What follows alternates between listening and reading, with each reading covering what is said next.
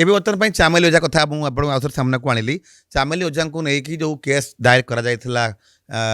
Video କରିଥିଲେ, IIC ମଧ୍ୟ କରିଥିଲେ, ଏ ଘଟଣାକୁ ନେଇକି ଆପଣଙ୍କ ରାୟ କ'ଣ? नहीं चामिली ओझा केस तो एक्चुअली एठी माने प्रोसेसटा को अब्यूज करिसेंती पुलिस प्रशासन आज वेल एज से एडमिनिस्ट्रेशन किंतु ये चामिली मैडम केस रे जो किछि बीजेपी जो अच्छा एमएलए तांकर लोक पशि आसिले ता भितर माने ट्रेस पास कले तो वीडियो कर्तव्य थिला से तांकू मना करिवार थिला, तांकू बाहर को बाहर करिवार थिला कि नहीं गोटे मैटर पे डिस्कसन चली आप परमुत्र आसवे तांकू सेटा से करें नहीं। सुप्रीमकोर्ट बारंबार कहते आपणकर आज्ञा ब्लॉक थाना एवं आपणकर जो सब डिविजन सॉरी आपणकर एसडीएमए जो सब कलेक्टर ऑफिस कलेक्टर ऑफिस एटा सब प्राइवेट प्लेस नुह,